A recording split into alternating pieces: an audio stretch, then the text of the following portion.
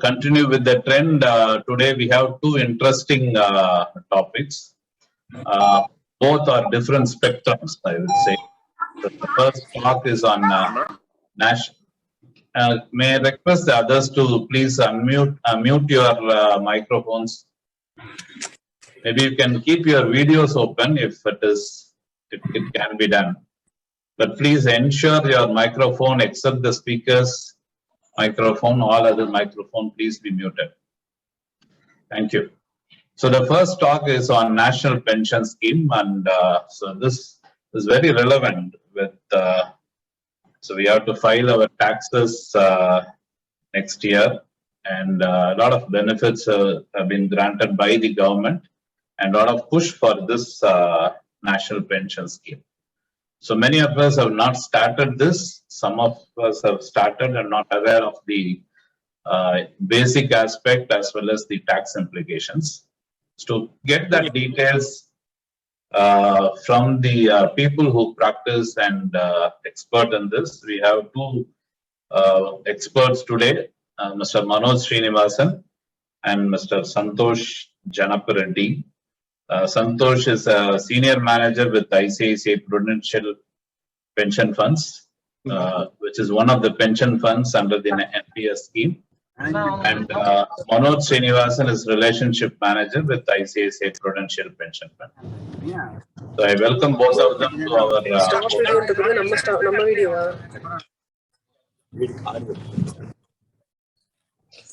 and I also thank Dr. Murli for introducing them to us. So over to Mr. Manoj. Manoj, you can introduce yourself and your work, the work you do, and later on Santosh can do his presentation. Over to you, Manoj. Very good. Yeah. Thank you very much, sir. Very good evening to everyone. We are happy to have this wonderful session with everyone. Thanks to Dr. Nirmal and Dr. Murli for giving this wonderful opportunity. Currently, I am working as a relationship manager in ICICI Prudential Pension Fund, and we are acting as a point of presence and PFM for our ICICI Prudential Pension Funds. And I would like to introduce my Santosh. He is a senior manager as well as the coding. He will continue the presentation. Thanks, Manoj. Thank you, sir. Thank you, Santosh. And I request the audience to please keep your microphones muted. And if you have any questions, so after his presentation, we can have an open discussion, and then we go for Dr. Wilson's presentation. So please share your questions or queries, doubts, everything in the chat box. We'll take up one by one. And okay, sir, Manoj, start the presentation, the slideshow. Yeah, you can make it slideshow.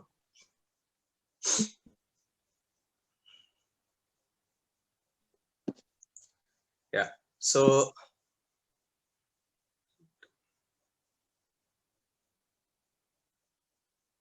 Santosh, is it visible? it is not yet come. Yeah, it's still in the PPT mode. Yeah. No, fine. Yeah. Good evening, everyone. Thank you, sir, and thank you, each and everyone. I'm Santosh. I work as a senior manager with ICICI Prudential Pension Fund Manager company. We are one of the authorized points of presence who help in terms of helping organizations as well as public sector undertakings as well as retail citizens of India like us to participate in NPS and help them save on taxes by proposing a beautiful retirement planning tool in the form of National Pension System, which is NPS. So today's agenda that we want to cover is we want to introduce what National Pension System is all about and what are the different benefits that are there, what are its features, and how one can benefit by systematically investing in this so that towards the old age or after retirement, our life will be secured so that we can get fixed and guaranteed income. and there are many beautiful features to NPS. We will try to cover most of them. Once the presentation is over, we'll try to take up all the queries from you as well. So Manoj, go to the next slide.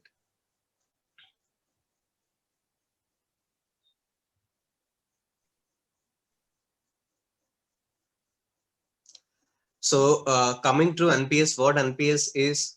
NPS is a retirement planning solution launched by Government of India for planning for retirement, so that we can start to invest systematically throughout our earning time, so that as soon as we retire after certain period, we can get uh, good corpus as well as pension regularly. So any citizen of India between the age of 18 to 70 can take part in NPS through two ways. One is if I am a corporate employee, and my corporate is having NPS registration, then I can onboard as a corporate NPS subscriber, or else any citizen of India on their own can open a retail or an individual NPS account. By opening an NPS account, everybody will be given a 12-digit permanent retirement account number, which is called as a PRAN number. Through that, anybody can, for their entire working period, stay connected with NPS. Even though you open a retail one, you can switch to a corporate or corporate to retail. It can be done completely portably. In a corporate NPS, the contribution will be going through the employer as well as employee, like the individual. In a retail NPS, the contribution or the investment will be done by the subscriber, the individual himself or herself. Next slide. So we want to make you understand what NPS ecosystem consists of. So in NPS, we have point of presence, the first entity. So ICICI Prudential PFM is a point of presence, which helps organizations or individuals to open their accounts and start to contribute. And we will also provide you the servicing that you would be needed for you to maintain the NPS on a regular basis. And the second important entity is a pension fund manager. Pension fund manager is the entity which takes care of the investment and helps you grow it, so that your retirement or at the exit time you get a very good corpus. The contribution management, the asset management for you will be done by the pension fund manager. The third entity is the CRA, which is a central record keeping agency. The central record keeping agency like KFintech and NSDL, they provide the necessary IT infrastructure to maintain all your records, so that you would be going to their website and access all the details throughout your lifetime.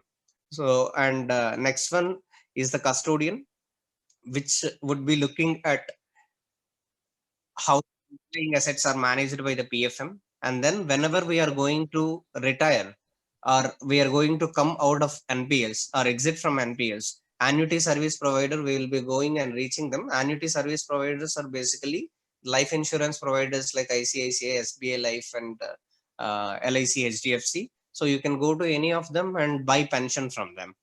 And last one is Nps Trust. Nps Trust is like the watchdog who would be looking at the functioning of NPS by all its stakeholders.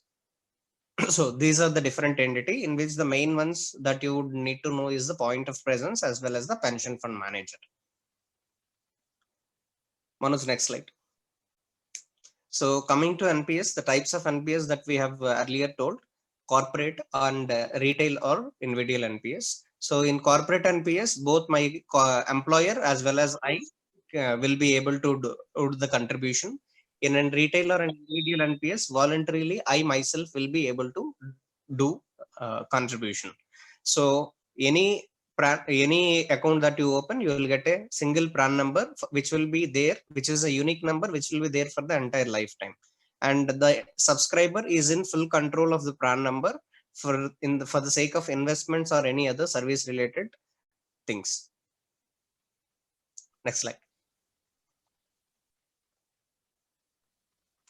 So coming to the benefits, we will discuss the tax benefits very detailedly in the next slide that is coming up. So NPS gives generally two major unique benefits. One is the voluntary contribution that I can do under section 80 CCD 1B up to 50,000. Second one is up to 10% of annual basic plus dearness allowance. So NPS helps in terms of retirement planning in a systematic manner. I can invest regularly throughout my earning period, so that towards the retirement I would be able to get very good corpus or lump sum along with pension as well in 2 ways. So it is the lowest cost investment product that is right now available in the Indian market, and NPS is a completely portable entity. Right now you may be working in a corporate, who might have opened a corporate NPS account. Tomorrow if you want to leave your company and set up something on your own or work on your own, you can maintain it as a retail. Right now if you open it as a retail also, tomorrow you can take it to your next corporate and you can completely port it. So it is a completely portable one. One NPS account that is opened can be there for the entire lifetime. You cannot have it two different PRAN numbers. So towards the end exit, the subscriber will be able to get a lump sum up to 60% of it as a single amount, and also they have to choose a minimum amount of 40% for the sake of pension, so that the purpose of this product is served. Next slide, Manoj. So first we would like to cover the corporate NPS benefits. So under corporate, the first we would be looking at the tax benefits for the contributions that are made by the individual towards the right. So first one that we would be looking at is the ATC. We all know about the section ATC, where we would be getting up to 1.5 lakh tax deduction. It comprises of life insurance, ELSS, and national savings certificate, and all those. Along with all those, if you have any deficit, you can invest into your NPS and you can get the tax benefit. Over and above ATC 1.5 lakh, just for the sake of NPS, government has introduced this benefit up to 50,000 rupees under section 80 CCD 1B. So these are the benefits that we get for voluntarily contributing on our own under corporate NPS. So along with this, my contributions that are done by my employer, I can get up to 10% of my basic plus dearness allowance from my salary itself under section 80 CCD2. So all these three tax benefits are mutually exclusive of each other and are available for a person who opts for corporate NPS. Next slide, Manoj. So coming to the retail or individual NPS, this one is opened by any citizen of India on their own by approaching any of the points of presence. So in this, the two benefits that are available are section 80C, as we earlier discussed. If there is any deficit to fill 1.5 lakh, we can invest in NPS and we can get the tax benefit on that. If even if my 1.5 lakh limit is filled up or used up, I can get benefit under section 80 CCD 1B up to 50,000 rupees in a financial year. So this, even if whether irrespective of whether you take a corporate NPS or an individual NPS, you will be able to enjoy unique tax benefits that are not given by any of the any other investment products. Next slide, Manoj. So coming to NPS types of accounts, in NPS you have two different accounts. One is a tier 1, which is the default pension account that gets opened as soon as you open an NPS account. Tier 2 is the voluntary account. If you want, you can open it along with the tier 2, along with tier 1. So tier 1 is the mandatory account, tier 2 is the voluntary account. The contribution or the investment that you are doing into tier 1 are restricted, and the withdrawal from the tier 2 account is completely flexible. You can put money in your tier 2 account at any time and withdraw it at any time. Both the accounts will give you return on your investment, and the tax benefits that we have discussed in the earlier slides are applicable only to the tier 1 account, and tier 2 account does not give any kind of tax benefit. And under account opening, minimum you have to contribute 500 rupees for a tier 1 account and 1000 rupees for a tier 2 account. Annually, to maintain and the entire NPS account, you have to contribute a minimum of 1000 rupees in tier 1 account, whereas for tier 2 account, you don't have to maintain any kind of minimum contribution. Next slide, Manoj. So until now, we have discussed how much amount we can invest for the sake of tax benefit and the types of accounts where we can keep money, and what are the asset classes where we are keeping the money are going into, or discussed in this slide. There are 4 different assets classes that we have in NPS. First one is the government securities, which is considered as the safest investment with lowest risk and lower risk kind of profile. And second one is corporate bonds. This is the having the quality of moderate risk to moderate return profile. And next one is E for equity. Equity is where we generally invest into shares and stocks, that asset class. Since it is a pension product, investment into equity is capped at a maximum of 75%, irrespective of any investment scheme that we choose. And next one is a newly introduced asset class, which is alternate funds, where your contribution is capped at maximum of 5% itself and not more than that. And alternate assets is nothing but infrastructure trust and real estate bonds. Next, Manoj.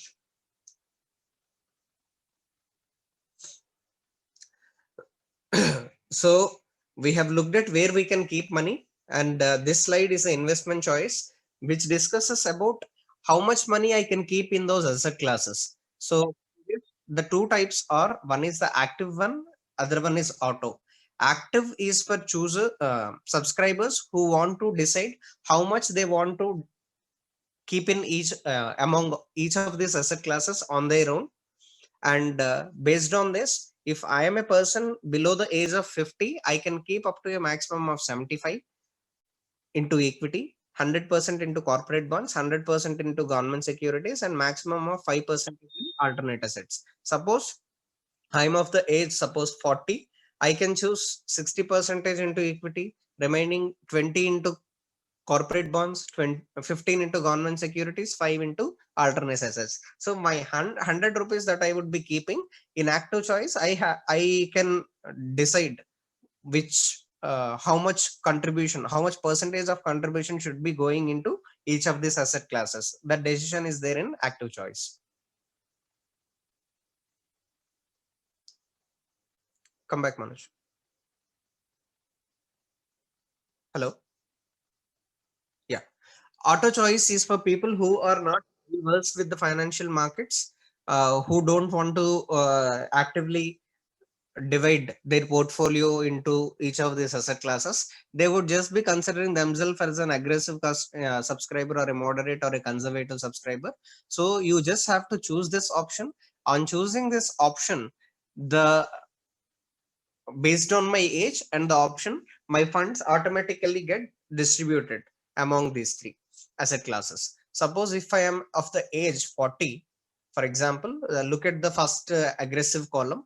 For a person of the age 40, if he invests 100 rupees, 55 would be going into equity, 15 would go into corporate bonds, and 30 rupees would be going into government securities. As a person grows older, the equity concentration would be moving into government securities, so that there would not be much fluctuation towards the older age. Likewise, if I choose moderate or conservative, my my equity asset class is capped at 75, 50, and 25 respectively for all 3 of them.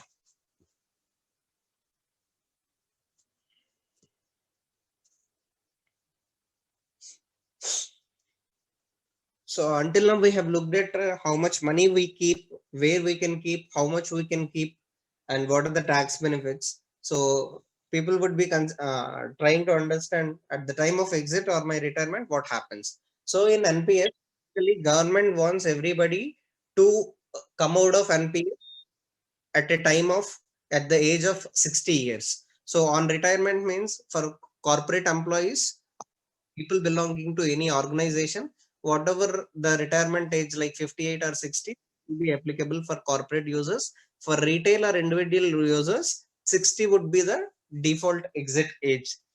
At the age of 60, if I want, I can choose to come out of NPS, which is called as a normal exit. We will discuss what happens at that time. Otherwise, I can continue my NPS account at the age of 60 until 75. If I decide to continue my NPS account even after 60, I can keep contributing into NPS the way I have been doing it to avail the tax benefits on the contribution and also keep growing my corpus. And at 61 or 62 or 63, whatever age, once I have decided to continue till 75, at any age when I want to exit, I can exit. Suppose at the age of 60 or the retirement age, if I want to exit, out of the 100% corpus that is accumulated based on the contributions that you have done and the return on the contributions or investment that has happened, minimum 40% has to be converted into pension by approaching in any of the annuity service providers. And I can withdraw a maximum of 60% of the lump sum into my hand. Suppose if I get a lump sum fund value towards the end, I am able to withdraw maximum of 60 lakhs only, and minimum 40 lakhs I have to convert into pension.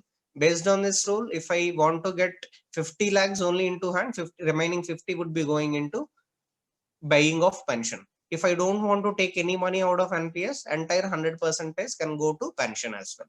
Suppose if anybody's corpus or fund value is less than 5 lakh, they can remove the complete amount without any restriction of or the rule 40-60%. Suppose if I want to exit before the age of 60, so any subscriber who started or who became a part of NPS must remain in NPS for minimum of 5 years at least to make a premature exit. Premature exit would be after being 5 years of subscriber till the age of 60 would be considered as a premature exit. So in this, instead of converting minimum 40% into pension, I have to convert 80% into pension. Why? Because I am planning to get retired even before my normal retirement age. So I need definitely more amount to be converted into pension. And in this option, I can take only 20% of the corpus value as a lump sum maximum. And in case of a premature exit, if my fund value is less than 2.5 lakh, I can withdraw the complete amount. And third case would be in case of any eventuality, I would be the 100% of the money would be going to the nominee or the legal heir that is kept in the NPS account. At the time of exit, if people wants, they can keep their retirement proceeds also into NPS and get pension as well. So whatever annuity or pension plan that you are going to buy with the minimum 40 or the amount that you are choosing, it will, the pension rate or the pension amount will be fixed for the entire lifetime of the subscriber. So if people want, they can choose to have the subscriber alone to get pension, or they can also add their spouse to get the pension as a secondary annuitant.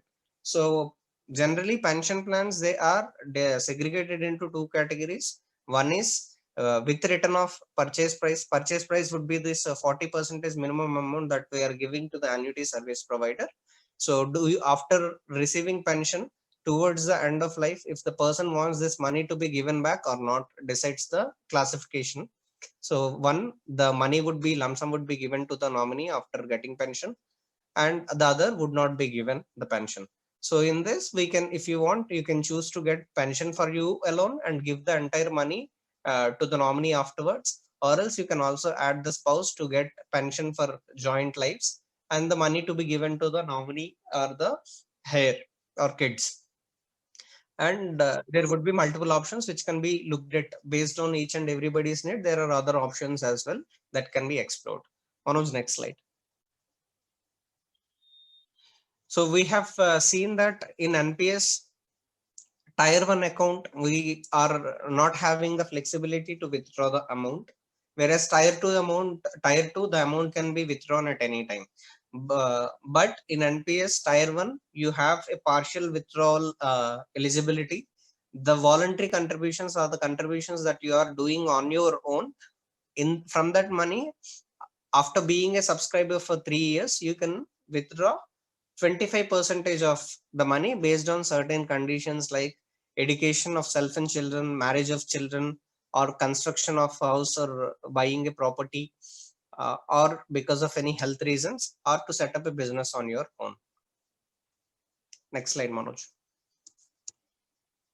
So coming to ICICI Prudential Pension Fund Management.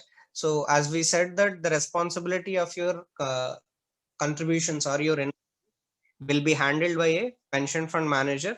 Like ICICI Prudential Pension Fund Management is one such PFM that is appointed by PFRDA, which is the regulatory body.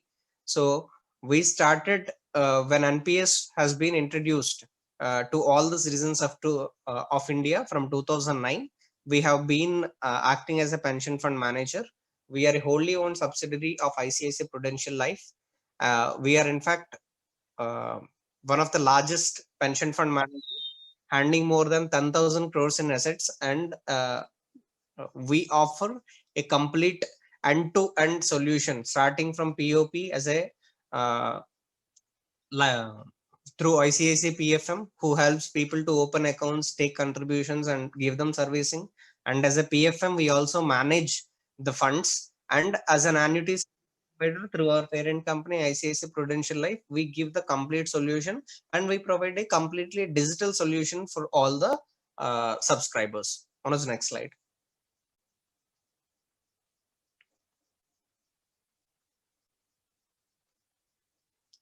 So coming to our investment philosophy, our investment philosophy is to ensure that we keep our assets safe, we give stable and consistent returns our subscribers. So we are the only large pension fund manager who did not have any defaults or non-performing assets since inception of the company. We are proud to say that we did not have any exposure to IL&FS or G Group or due on housing finance and all the financial debacles that have happened in NBFC space as well. Sorry, there is a small correction here. More than 92% of our corporate bonds are in AAA plus securities, and the rest are in AA plus and AA at least. It is not 80, it is 92. On to the next slide. Coming to our pension fund management fund performance from the last 10 years. And without video, man. Hello? Recording in progress. Hello? Please go ahead. There was echo disturbance coming on, sir. So can I continue? Yeah, please. Okay, sorry. So looking at the scheme E, in the last 10 years, we have given around 14.03% CAGR. And in terms of corporate bonds, we have delivered more than 10%. And in terms of government securities, we have given around 10% CAGR returns over the past 10 years. On the next slide.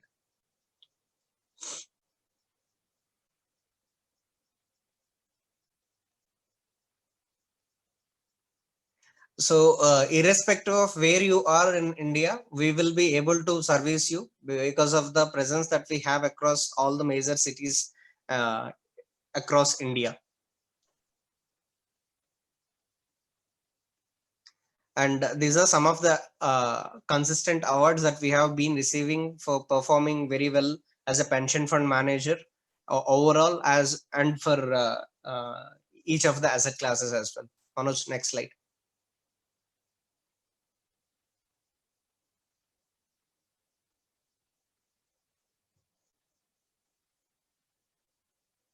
Manoj, next slide. Yeah. Thank you very much. These are our contact numbers. If you want to contact us anytime, you may note down these numbers and call us at any time regarding any queries or opening of NPS accounts with us. And after this, we will try to address all of your queries that you have posted in the text box. And after that, you may ask you orally as well. So, sir, shall we take up the queries? Yes, please. You can stop the slide share. And there are Sir, Manoj, wait. So, sir, maybe for the sake of addressing some queries, we might have to revisit some of the slides. Okay. So, let the presentation be there. We will try to go to the chat box and try to answer the queries. So you can, right. So there are a few questions. One from Dr. Uday Kumar. Yes, sir. Dr. Uday, are you there? You can unmute and ask your question.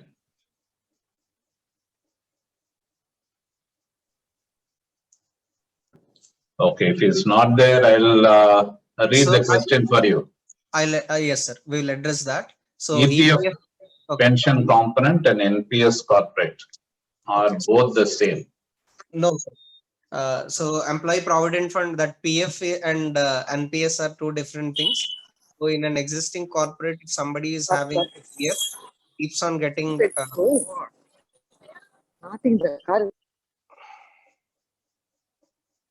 Hello. Hello. Yeah. Please go ahead. Yes, sir. So PF and NPS compounds are completely different. The tax benefit for NPS is also what we have discussed is completely unique and separate from than EPF as well. So EPF component and this components are completely different. They are not the same. What is minimum and maximum amount one can contribute annually? And my financial advisor asked me to invest only 50,000. So from Dr. Saravanan. Yes, sir. So in NPS, firstly, regarding the tax benefits, whatever tax benefits that we have discussed are all only for the tier 1 investment. And in tier 1, minimum of 1,000 rupees you have to invest every year, every financial year, in fact, to keep the NPS account active. And 50,000 is what the eligibility is there as per section 80 CCD 1B. Suppose if I am a person who has only used up 1.2 lakh out of the 1.5 lakh eligible under ATC, then 30,000 buffer I can fill it by investing 30,000 under ATC, and over and above that I can invest 50,000 rupees under ATC CCD 1B, so that 80,000 on the 80,000 amount I can save tax deduction. If I have used up my ATC 1.5 lakh, then for NPS I have up to 50,000 rupees under 80 CCD 1B. And there is no limit on the maximum amount. You can keep any amount, a lakh or 2 lakh or even a crore also, no issues. But the only thing is you can get eligibility up to 50,000 rupees contribution only. Over and above that, the residual amount over and above 50,000, that is would not be eligible for tax deduction. That's the only thing. If you want, you can invest a lakh or 2 lakh also, but your financial advisor might have told that it is the tax eligible limit only he has told. So what are the non-tax and tax benefits for companies? So far you've been telling about the retail investors. Yes. So the companies, because it's a new thing for companies, most of them would have already have some employee contributory schemes. Yes. So what are the benefits, both tax and non-tax benefit? So, sir, in terms of NPS, why it can be given to any of the why it has to be subscribed or introduced for any of the organizations is that. So earlier people used to have superannuation, which is not very flexible, which is a very rigid one. You have to mandatorily exit from it at the age of 60, and which will not let you get more lump sum towards the end. Only 1/3 you would be able to get. Tax benefits also, in terms of the contributing amount, you don't have a lot of margin there for the employer as well. So in coming to NPS, whatever amount the employer contribution that is going on from the corporate perspective, if you want, so if the whatever contribution that is going on behalf